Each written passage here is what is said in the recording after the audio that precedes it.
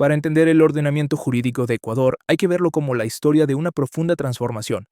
Lo que haremos aquí es analizar ese tránsito, ese paso, desde un antiguo Estado legal hacia la configuración actual de un Estado constitucional de derechos. Es un cambio que, como veremos, redefine por completo la relación entre la ley, la justicia y la ciudadanía. Y la pregunta que abre este recorrido es, en realidad, clave para entender todo el contexto. La historia constitucional de Ecuador ha sido un reflejo directo de su inestabilidad política y social. Desde 1830, cada nueva constitución surgía casi como una respuesta a las crisis del momento. Esto generó un ciclo continuo de reformas que al final solo dejó en evidencia la necesidad de un cambio mucho más estructural. Para poder dimensionar la magnitud de la transformación, primero es fundamental analizar el modelo que rigió durante casi toda la historia republicana del país, el llamado Estado legal. Este largo periodo, que va de 1830 a 1998, se definió por una inestabilidad crónica que impidió que se consolidara un sistema jurídico verdaderamente sólido y predecible. Esta línea de tiempo nos resume un trayecto de casi 2 siglos. La Constitución de 1830 sentó las bases de un Estado que recién nacía. Luego, la de 1945 significó un avance muy importante, al ser la primera en incorporar derechos sociales y laborales. Finalmente, la Carta de 1998 representa el último eslabón de ese modelo tradicional, justo antes de la gran transformación que llegaría con la Constitución de 2008. Este sistema se sostenía sobre 3 pilares muy claros. Primero, la supremacía de la ley. Esto relegaba a la Constitución a ser más un documento político que una norma jurídica suprema. En la práctica, los derechos fundamentales necesitaban de leyes secundarias para poder ser efectivos. Segundo, el rol del juez era ser boca de ley, es decir, un mero aplicador mecánico de la norma a través de un proceso que se conoce como subsunción.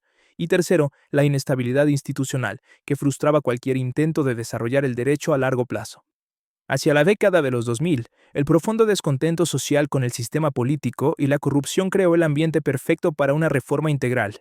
Por eso, la Constitución de 2008 no fue una simple enmienda, fue la respuesta a una demanda ciudadana muy fuerte por un cambio estructural, y dio origen a lo que hoy se conoce como Estado Constitucional de Derechos y Justicia. Cuando comparamos la Constitución del 98 con la de 2008, se observa un verdadero salto de paradigma. La pirámide jerárquica, por así decirlo, se invierte. La Constitución se consagra como la norma suprema. Los derechos dejan de depender de leyes posteriores y pasan a ser de aplicación directa e inmediata. Además, se introduce un concepto revolucionario: reconocer a la naturaleza como sujeto de derechos. Y el Estado evoluciona, pasando de definirse como multiétnico a ser plurinacional e intercultural. La fuerza intelectual detrás de toda esta transformación es una corriente jurídica clave: el neoconstitucionalismo. No se trata solo de tener un nuevo conjunto de normas, sino de una filosofía que redefine el derecho, el poder del Estado y, sobre todo, el rol del sistema de justicia. En esencia, el neoconstitucionalismo pone a la Constitución en el centro de todo el ordenamiento jurídico, dándole fuerza normativa directa. En este modelo, los principios y valores constitucionales tienen prioridad sobre la aplicación formalista de las reglas. Esto provoca un cambio crucial en la figura del juez, que deja de ser un simple aplicador para convertirse en un intérprete activo de la Constitución. Su misión ahora es materializar la justicia en cada caso concreto. Esta nueva función del juez se refleja directamente en su método de trabajo. El método tradicional era la subsunción, que consistía básicamente en encajar un hecho en una regla legal, de forma casi automática. El neoconstitucionalismo, en cambio, introduce la ponderación como una herramienta indispensable para resolver los llamados casos difíciles, aquellos donde no hay una regla clara o donde dos derechos fundamentales chocan entre sí. En esos escenarios, el juez debe sopesar los principios en juego para poder alcanzar la solución más justa. Y esto no es una interpretación externa. La propia Corte Constitucional del Ecuador ha validado esta distinción.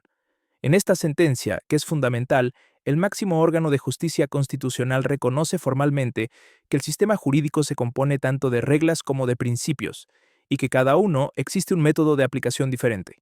Así, la ponderación se establece como un criterio metodológico central. Ahora bien, la ponderación no es un ejercicio arbitrario. Se rige por el test de proporcionalidad, un método estructurado en 3 pasos. Primero, la idoneidad. Se analiza si la medida que afecta a un derecho es adecuada para lograr un fin que sea constitucionalmente legítimo. Segundo, la necesidad. Se verifica que no exista otra alternativa igual de eficaz, pero que sea menos restrictiva.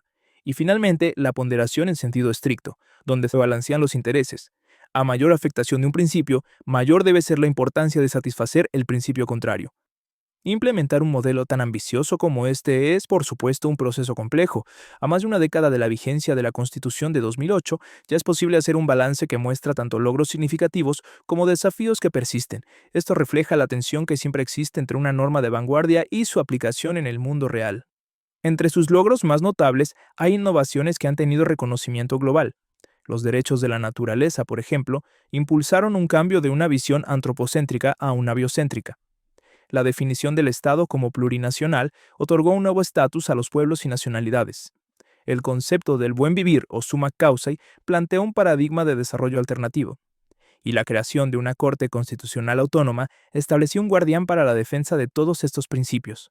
Y estos principios no son solo teóricos, la jurisprudencia de la Corte Constitucional demuestra su aplicación práctica.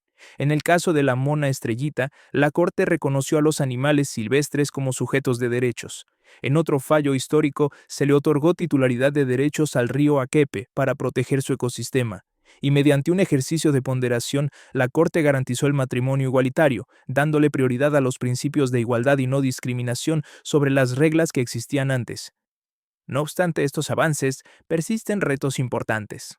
Distintos análisis señalan que el diseño institucional ha propiciado un hiperpresidencialismo que debilita el sistema de pesos y contrapesos. También existe una brecha muy evidente entre la norma y la práctica, donde postulados como los derechos de la naturaleza chocan con un modelo económico que sigue siendo extractivista. Y el propio método de ponderación genera debates sobre si la discrecionalidad judicial podría, en ciertos casos, comprometer la seguridad jurídica. Al final, todo este recorrido nos conduce a una pregunta fundamental que encapsula la tensión central del neoconstitucionalismo. Este rol activo del juez, con la facultad de ponderar principios para buscar la justicia material, se presenta como una herramienta esencial para la defensa de los derechos. Sin embargo, al mismo tiempo, plantea un dilema sobre los límites de la interpretación y su efecto en la previsibilidad del sistema legal. La respuesta a esta pregunta sigue definiendo el presente y el futuro del derecho constitucional en Ecuador.